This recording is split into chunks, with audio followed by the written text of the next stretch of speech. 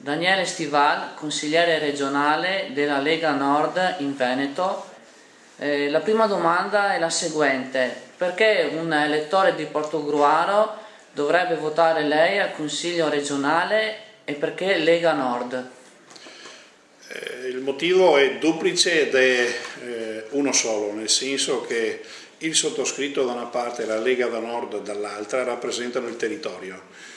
Da sempre lo è il movimento Lega Nord, da sempre io ho valorizzato e curato gli interessi del territorio, e quindi un territorio come il portoguarese, come il Veneto orientale, che quando sono arrivato in regione nel 2000 disponeva di praticamente zero risorse economiche trasferite dalla regione, e siamo passati a qualche centinaio di milioni di euro che vengono distribuiti tra gli investimenti e le risorse date alle imprese. Evidentemente qualcosa è cambiato in questi 10 anni. Evidentemente esserci come territorio è voluto dire rappresentare il territorio soprattutto in modo efficace, efficiente, quindi coi fatti. I fatti sono quelli che ci distinguono, e il motivo per cui io lo stimolo per fare un altro giro di legislatura, altri 5 anni a disposizione del portoguarese, e i portoguaresi hanno un motivo in più per votare Lega Nord e per votare Daniele Stival. Che valore aggiunto porterà, se verrà eletto, Luca Zaia presidente della Regione Veneto? Decuplicherà gli interessi dei veneti. Se questa amministrazione lo ha fatto a sufficienza, grazie soprattutto alla presenza della Lega, Luca Zaia, che arriva dalla Lega e quindi rappresenta la Lega in modo particolare, quindi nel pensiero, nella volontà, ancora di più farà l'interesse dei veneti, e quindi un motivo in più anche per chi vota centro-sinistra per dare il suo voto, la sua fiducia a Luca Zaia, perché ovviamente lui farà in modo forte, come lo ha dimostrato anche da Presidente della provincia di Treviso, da Ministro di questa Repubblica, di fare gli interessi della sua gente. Quindi un motivo in più per tutti, destra o sinistra che sia l'elettore, per votare Luca Zaia. E molti dicono che c'è un elettorato scontento a sinistra e che questo elettorato scontento di sinistra non vota più i soliti partiti del centro-sinistra, ma vota Lega Nord, perché c'è anche un maggior, mi pare, radicamento nel territorio di questo movimento. Lei conferma? Io confermo che la Lega Nord è un movimento del territorio, come giustamente diceva lei, e come tale ascolta è l'orecchio dei cittadini ed è portavoce dei cittadini nelle istituzioni. Noi stiamo a tutti i livelli portando la voce dei cittadini, e quindi come tale stiamo facendo anche la funzione che in passato hanno fatto i partiti di centrosinistra, e quindi l'elettorato anche tradizionalmente di centrosinistra vede nella Lega l'unico riferimento di popolo per portare le istanze nelle varie istituzioni.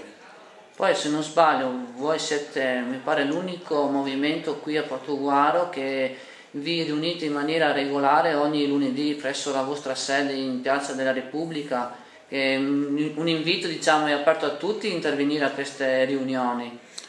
Esatto, noi essendo un movimento di popolo, noi abbiamo cominciato 6 mesi fa attraverso la rete internet a chiedere consigli ai cittadini rispetto al programma, a chiedere consigli ai cittadini rispetto alle esigenze della città, perché noi riteniamo che sia fondamentale il rapporto diretto con la città e con i cittadini, e quindi anche avere una sede in piazza a Porto e quindi soprattutto poter dialogare con i cittadini per noi è sempre stato fondamentale. Avere poi, grazie ai ragazzi qui di Portogruaro, la sede aperta ogni lunedì non solo per militanti o coloro che si interessano all'interno della Lega per la vita di Portoguaro, ma aperta ai cittadini. Noi, chiunque sia entrato in questa sede, gli abbiamo sempre dato il benvenuto e abbiamo sempre parlato, indipendentemente da conoscere o non conoscere chi entrava in questa sede, quindi sapere o meno se aveva un'idea politica sua, nostra o che,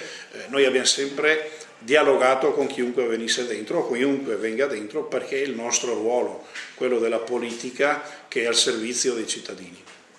E io ho dato un'occhiata al programma elettorale del centrodestra qui a Portoguaro, dove ci saranno le elezioni comunali. Per quanto riguarda il capitolo famiglia, io ho letto che, testualmente, tra le azioni strategiche per la promozione e la valorizzazione della famiglia, l'amministrazione comunale promuoverà, al punto 1 c'è scritto, la costituzione di un fondo di solidarietà per le famiglie in difficoltà, alimentato da contributi regionali, statali, da risparmi di gestione e da quote dell'avanzo annuale di amministrazione. Io volevo chiedervi, quando si dice famiglie in difficoltà, si intende i residenti o anche una coppia di extracomunitari che viene ad abitare qui a Portoguaro? La politica deve avere il coraggio di fare scelte, altrimenti la politica non serve a nulla. In un momento di crisi come questo e in un momento in cui la pubblica amministrazione non ha risorse infinite, deve fare delle scelte. A oggi in questo comune si è dato tutto a tutti e quindi nel tutto a tutti vuol dire scontentare tutti, ma dare soprattutto precedenza agli extracomunitari. Noi quando abbiamo presentato l'alleanza con Tavaro abbiamo dato il nostro motto, che in Veneto è prima il Veneto e che a Portoguaro è prima Portoguaro, e quindi ci sembra sufficientemente chiaro che per noi prima vengono gli interessi dei portoguaresi. Ovviamente se poi ce ne resta, ce n'è ben volentieri anche per gli extracomunitari, ma siccome siamo in un momento di difficoltà generale dobbiamo dare, ahimè, scelta e quindi precedenza ai nostri cittadini.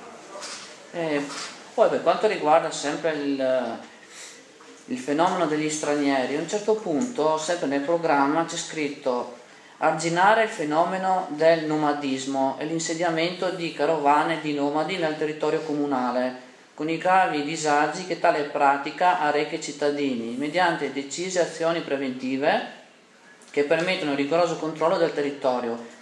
E io vorrei capire cosa sono queste decise azioni preventive.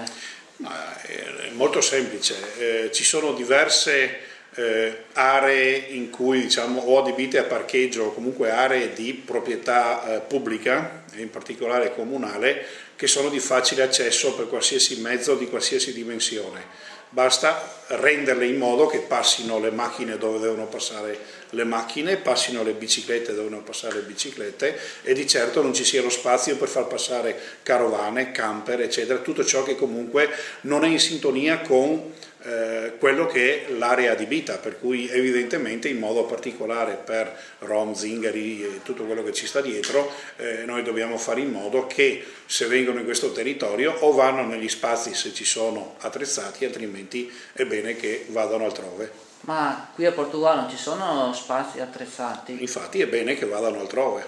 E quindi quell'ipotesi che era comparsa alcuni anni fa di creare un campo di sosta presso, mi pare, per confine tra Portogallo e Concordia non la vede quindi favorevole. Ma questo forse sarà nel programma di Bertoncello oppure lo tiene nascosto e lo vuole fare senza dirlo o senza scriverlo. Da parte nostra non lo scriviamo perché non lo vogliamo e non di certo perché vogliamo farlo.